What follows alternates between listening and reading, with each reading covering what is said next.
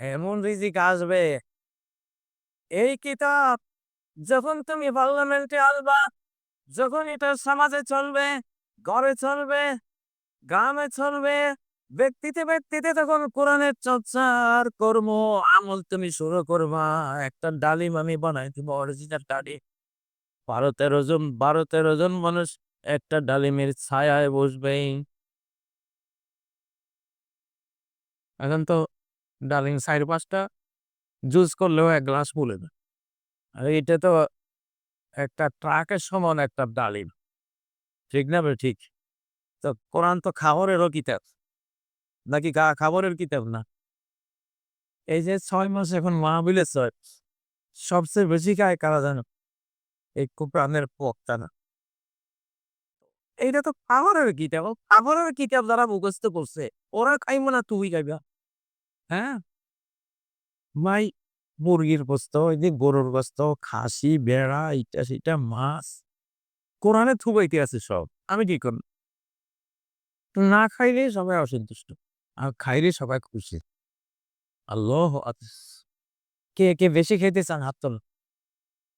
তাহলে কোরআনে কোরআনের আয়াত মুখস্থ করা শুরু করে। না, না রে তাকবীর। এবার আপনাদের সূরা লাহাব দেখামু। কোন সূরা? তাব্বাত ইয়াদা আবি আবিন আতান। ধ্বংস হোক, ধ্বংস হয়েছে আবু লাহাব। আবু লাহাবের ২ হাত। সে নিজেও গেছে, তার হাতও গেছে। মা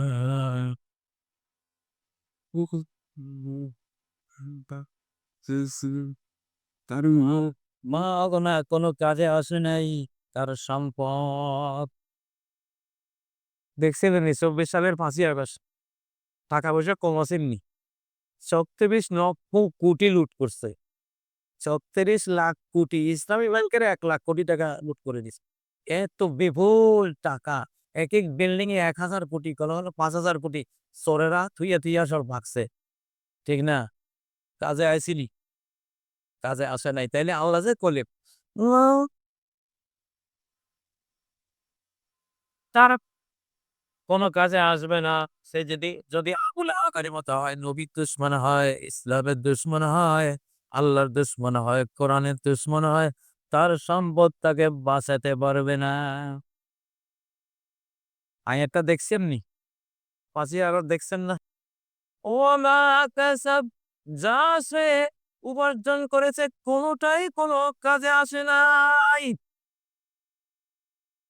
সে পুলিশ উপার্জন করছে, কাজে আসলো না। র‍্যাব উপার্জন করছে, কাজে আসে নাই। বিজিবিরও উপার্জন করে নিজের বানাইছে, কাজে আসে নাই।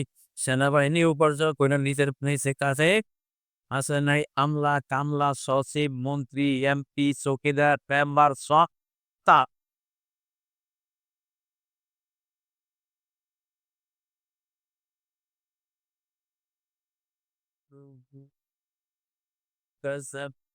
তারপরে যে ধ্বংসের কথা বললেন, সূরা লাহাবে খুব কাজ করতেছে বাংলাদেশে। আবুল আহাব মার্কস যত বেরিয়ে গেছে, দেন একটা একটা করি ভাঙা যাইতেছে কি নি? দেখছেন সূরা লাহাব দেখা যায়নি? সূরা নাসর দেখছেন নি? আল্লাহু আকবার। ওগো আল্লাহ, তুমি যে কত সত্যবাদী, তুমি যে বললা সানুরিহিম তিনি ইয়াম বুঝাইতে বুঝাইতে বুঝার যুগ শেষ। এরপরে দেখানি শুরু করবো। আল্লাহু আকবার। এখন আল্লাহর আয়াত দেখার যুগ। এখন ভিজিবল করে দিস, দর্শনীয় করে দিস। এখন মানুষ চোখ দিয়ে আল্লাহর একেকটা আয়াতের তাণ্ডব, তাণ্ডবকীর্তি, মুমিনদের প্রতি আয়াতের স্নেহ মায়া রহমত বরকত, আর বেঈমানদের প্রতি তের শাস্তি, পানিশমেন্ট, টর্মেন্ট, ধ্বংসযজ্ঞ প্রত্যক্ষ করবে। আলহামদুলিল্লাহ। এই সূরার শেষ শেষ আয়াতটা কি? ফি জিদা সদ, তার গলায় দড়ি। ফি জিদিহা, তার গলায়। হাবলন মানে দড়ি, তার গলায় দড়ি। কোন দুর্বল দড়ি না। মিম মাসাদ, শক্তভাবে পাকানো দড়ি। এসব দড়ির ফয়সালা হয়ে গেছে। হ্যাঁ? ও ভাইয়েরা, তাহলে তওবা করো, ইস্তেগফার করো। এখনো যারা মন্দের পথে যাচ্ছ, কোরআনের পথে আসো। কোন পথে আসতে হবে?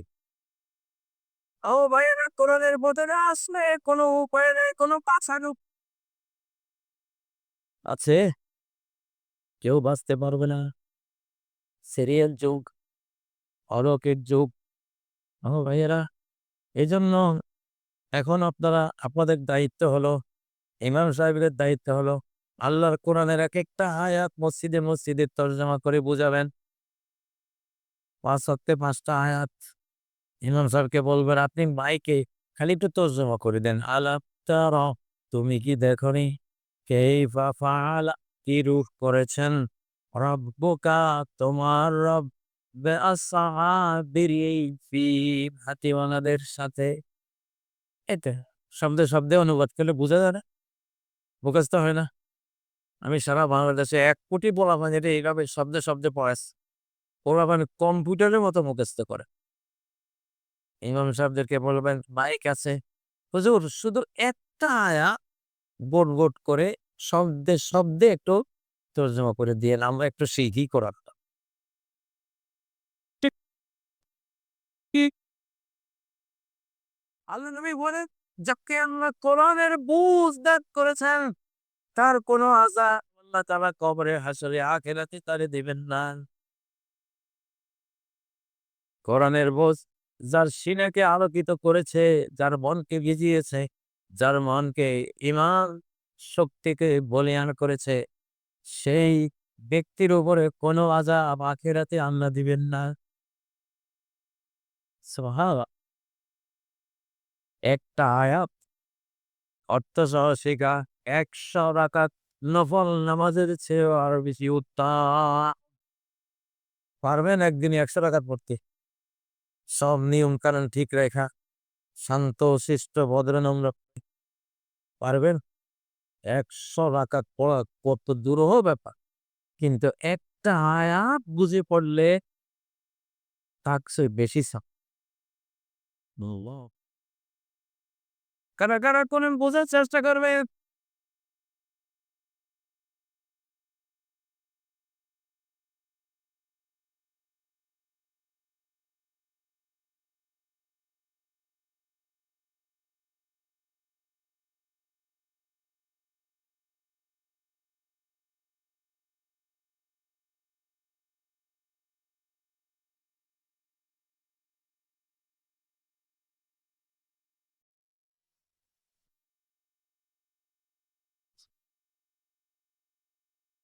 ও ভাইয়েরা, কোরআন শেখার ক্ষেত্রে বয়স কোনো বাধা নয়।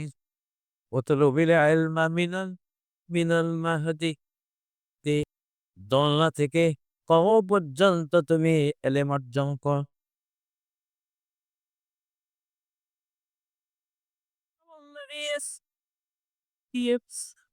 বাদ একেবারে সেন্নিহি, নবীজির সাহাবীরা অধিকাংশ বুড়া ছিলেন, বয়স্ক ছিলেন। নবীজির নিজের বয়সও ছিল ৪০-এর বেশি। ঠিক না বেঠিক? ৪০ থেকে শিক্ষা শুরু। আবু বকর, ওসমান আলী, হযরত সালমানের বয়স ছিল ২৫০ বছর।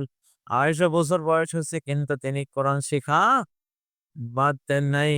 কোরআন শিখার কোনো বয়স নাই। এটা এমন এক আশ্চর্য কিতাব। ৮০ বছর আর ৯০ বছর বা ১২০ বছরের বুড়েও সেরকম শিখতে পারবে, যেরকম মুক্তবের ৫ বছরের বাচ্চা শিখতে পারে। এটা কোরআনের মুজিজা। ওয়ালাকাদ ইয়াসসারনা কুরআনা লিযিকরি ফাহাল মিন মুদ্দাকির। আমি কোরআনকে শেখার জন্য বহু বহু সহজ করে দিয়েছি। আছো কি? কোরআন শিখবে কেউ? আছেন কি আপনাদের হাতে? আল্লাহরে দেখান যে, আল্লাহ আমরা কোরআন শিখবো। হাত নামান। আমি আমার মাহফিলে আমার নিজের একটা কথা বলি। আমি তো ৩৬ দিনের হাফেজ। ৩৬ দিনে আল্লাহর এই কোরআন, পুরা কোরআন বুকে নিয়েছি। আর প্রতি ৭ দিনে একবার খতম করি। এই যে এখন গাড়িতে করে আইছি। গাড়িতে বসে, বসে আমার আজকের যেই ৪-৫ পারা ৬ পারা আজকে শেষ করছি প্রতিদিন। কত সহজ লাগে!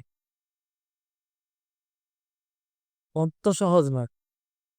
আপনি আপনি যদি চেষ্টা করেন, আল্লাহ তাআলা বলেন যে, "আমি নে তোরে সহজ করে দিব, তুই ডরাস না। আমি তো লগে আছি না? সালো করে উনকা বাত সা আমি তোরে পড়াবো, তুই ভুলে যাবি না। তোর বয়স নাই, চিন্তা করিস না।" কোরআন পড়লে মানুষ স্মার্ট হয়, বুদ্ধিমান হয়। বোকা মানুষ বুদ্ধিমান হয় কোরআন। বোকা মানুষ, বোকা পোলাপাইন বুদ্ধিমান হয়ে যায় কোরআনের। গবেট পোলাপাইন যারা ফেল করে কোরআনের তর্জমা সহ পড়ে দিলে দেখবি সবগুলি রোল নম্বর ১, ২, ৩ করে ফেলিস। রংপুরের খোয়াদাসের এক মাস্টার কোরবান আলী একদিন আমারে বলতেছে যে, "হুজুর, আমার ক্লাসের একবারে পিছাদের বেঞ্চে বসা কয়েকটা পোলাপাইন যেগুলো ইংরেজি বোঝে না, অঙ্ক বোঝে না, সায়েন্স বোঝে না, এরকম পোলাপাইন খালি ফেল করে। হঠাৎ আমি কিছুদিন পরে দেখলাম এই পোলাগুলির সব রোল নম্বর ১, ২, ৩ ইংরেজিও বোঝে, অঙ্কও বোঝে, সায়েন্সও বোঝে। কিরে?" জিজ্ঞাসা করলাম ডাইকা, "তোরা না গবেট মার্কা ছিলি, তোরা হঠাৎ কি হইল? কার কাছে পড়াস তোরা?" কয়, "না তো, আমরা তো কারো কাছে পড়ি না।" মিথ্যা কথা বলিস। তো এত পারা পারস কেন? তোরা না ফেল করতি, মাইর খাইতি ডেইলি। অঙ্কের ক্লাসও মাইর, বিজ্ঞানের ক্লাসও মার, তারপরে ইংরেজি ক্লাসও মার। তো কি জানি, আমরা তো জানি না আমরা কেমনে পারি। ওই মাস্টার সাহেব বলে, কয় ২-৩ মাস পরে আমি এক মক্তবের সামনে দেই। হাঁটতে গেলাম, যাইতেছি এক রাস্তার দিকে। দেখি ওর পোলাগুলি বসে কোরআন পড়তে আছে। আলাম তারা, তুমি কি দেখোনি কাইফা ফাআলা, কিরূপ করেছেন রব্বুকা তোমার রব বিআসহাবিল ফিল। হাতিওয়ালাদের সাথে এইভাবে শব্দে অনুবাদ। কয় আমি দাঁড়ায় গেলাম, আহারে! এরা তো মাস্টারের কাছে পড়ে না ঠিকই। এরা এগুলি কোরআনের কাছে পড়ছে। কোরআন হলো এদের উস্তাদ। আল্লাহু আকবার! সে মাস্টার পূর্ণ আলী এখনো বেঁচে আছেন। মানে নিজে আমারে বলছে। তো এটা তো সারা পৃথিবীর মধ্যে এটা পরীক্ষিত জিনিস। আপনি যদি কোরআন পড়েন, কোরআন বোঝেন, কোরআন যদি বোঝার চেষ্টা করে, জীবনে আপনার ব্রেইন স্ট্রোক হবে না ইনশাআল্লাহ। ব্রেইন স্ট্রোক, ব্রেইন স্ট্রোক হবে না। কোরআন চার্জ দিবে আপনার ব্রেইনকে। হার্ট অ্যাটাক হবে না। হার্ট অ্যাটাক রুখে দিবে কোরআন ইনশাআল্লাহ। তো এইজন্য কোরআন এমন একটা কিতাব, সমস্ত রোগের নিরাময় এখানে। সূরা ফাতিহার নাম কি? সূরাতুশ শাফিয়া, শেফা দানকারী সূরা, শেফা দানকারী সূরা। আল্লাহু আকবার! এক হুজুর যাইতে আছে কোরআনের হাফেজ, ঘোড়ায় চড়ে যাচ্ছে, আগের যুগের কথা। উনি তো তেলাওয়াত করতে যাচ্ছে। তো গ্রামের এক লোক পানি পড়ার জন্য গ্লাস আগায় দিছে। হুজুর এমনি ফু একটা দিছে। সে বলছে হুজুরে তো কিছু পড়ে নাই। হুজুর এমনি না ফু দিলই। আসলে হুজুর যে তেলাওয়াতের মধ্যে রয়েছে ২৪ ঘন্টা বা যতক্ষণ পড়া, এটা তো সে বুঝি না। সে আমার পানিটা পুকুরে ফেলে দিছে। গোটা পুকুরের পানি উতরানো শুরু করছে। আগের যুগের এখনো আছে আল্লাহর বান্দারা এরকম আছে না নাই? ও ভাইয়েরা, আল্লাহ নবীর সামনে কোন রোগী, কোন আহত, কোন ভাঙ্গাচোরা যুদ্ধে ভাঙ্গাচুরা গেছে, ওনার কাছে নিয়ে আসলে কোরআন পড়ে খালি মুছে দিছেন। কাল্লাম ইয়াকুন শাই, এখানে কোনো আহতই হয়নি। মনে হয় যেন এখানে কোনো রোগী ছিল না, এরকম অবস্থা। আল্লাহ! আমার ভাই, অনেক বড় সৌভাগ্য বাংলাদেশের। ২৫ লক্ষ হাফেজে কোরআন আল্লাহ তাআলা দান করেছেন এই দেশে। আরো কোটি ১.৫ কোটি হাফেজ তৈরি হচ্ছে এই দেশে। ইনশাআল্লাহ সবগুলি ইউনিভার্সিটি, কলেজ, স্কুল এখন মাদ্রাসা হয়ে যাবে ইনশাআল্লাহ। আল্লাহ তাআলা এমন একটা স্নেহের নজর বাংলাদেশে দিছেন। ৩ জিনিস বলে যাই, ৩ টা জিনিস যে করবে সে বিজয়ী। আগামী বাংলাদেশে সে বিজয়ী। ১, ইসলাম প্রেমিক। অবশ্যই তোমাকে ইসলাম প্রেমিক হতে হবে। দুনিয়া আখিরাতের সমস্ত সৌভাগ্যের দুয়ার খুলে যাবে যদি তুমি আল্লাহর নেককার মুমিন বান্দা ঠিক না? তাহলে সফলতার জন্য ইসলাম প্রেমিক হতে হবে। ২, বাংলাদেশ প্রেমিক হওয়া। বিদেশ প্রেমিক হইলে হইতো না, বাংলাদেশের দালাল হইবা, বিদেশের দালাল হয় না। কারণ আমরা কোনো দালাল না, এই বাংলাদেশে কোরআন সাথে নিয়ে কোনো দালালের কিছু করতে দেব না, কোনো দলের কোনো বিদেশের দালাল হইতে দেব না, দেওয়া হবে না, দেওয়া হবে না।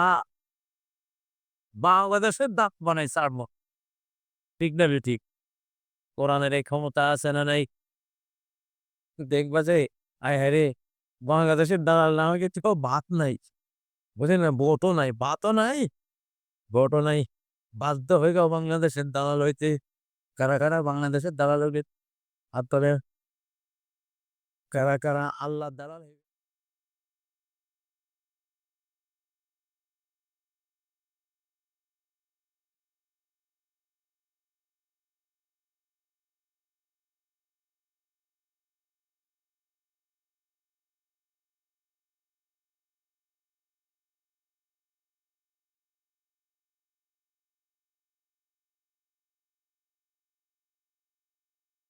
আলহামদুলিল্লাহ।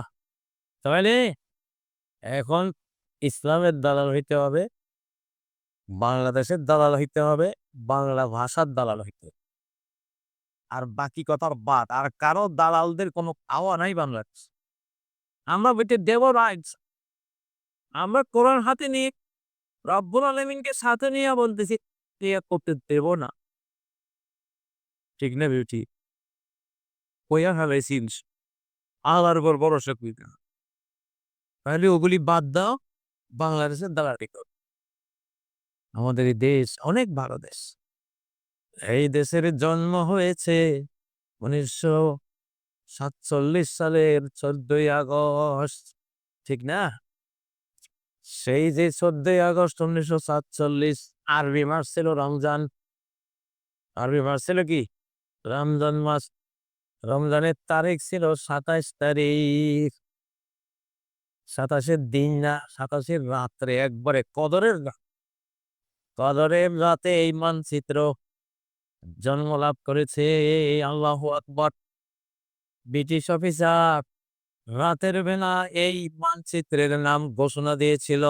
তখন নাম ছিল পূর্ব পাকিস্তান, আরেকটা ছিল পশ্চিম পাকিস্তান। একটা মাত্র রাষ্ট্র, কদরের রাতে আল্লাহ তারা সৃষ্টি করেছেন, সুবহান। এই জন্যই তো কদরের রাতে কি নাজিল হয়েছিল? তাহলে কদরের রাতে জন্ম নেওয়া রাষ্ট্রে সংবিধান হবে কোনটা? অবশ্যই কদরের রাতে নাজিল হওয়া কোরআন।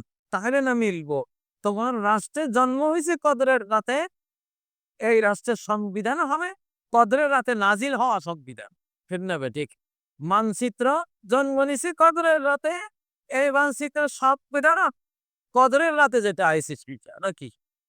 তোর 72 ইয়া সংবিধানের খেতা কি লইয়া, হ্যাঁ, গোষ্ঠী কি লাই পাঁচ, ওগুলো দিয়ে আমাদের গোলাম বানাইছে, দাস গাছি বানাইছে, ঠিক না? এগুলি এখন এক্সপায়ার, এখন ডেট ফেরি, এগুলি দিয়ে আর চলবে না। আল্লাহ তাআলা তাইলে কোরআন এখন দেখা যায় তো, দেখা যায় তো, সামনে আরো দেখাম ইচ্ছান, একটা একটা আয়াত উল্লেখ করে পরে দেখাম, এই দেখে এমডিকে দেখাচ্ছে, এ জাপানে দেখাচ্ছে, এ আয়াত বাংলাদেশে দেখা যাচ্ছে, এই আয়াত অস্ট্রেলিয়া দেখা গেছে, ঠিক না? কেন সানো এই বাংলা আমি দেখাবো, এখন তো শেষ পর্ব তো, এখানে দেখার পর্ব, শুনবো আর কথা, শুনতে শুনতে তো যুগ শেষ, এখন দেখার যুগ, এখন কি দেখার যুগ। আল্লাহ তাআলা কবুল করেন, আল্লাহ কবুল।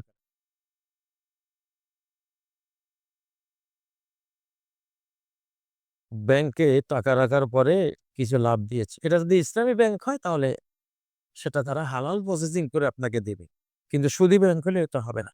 জুতা পায়ে জানাজার জানাজা পড়া যাবে কি? সব বেশি হবে। আল্লাহ নবী ফরজ নামাজে তো জুতা পায়ে পড়তেন,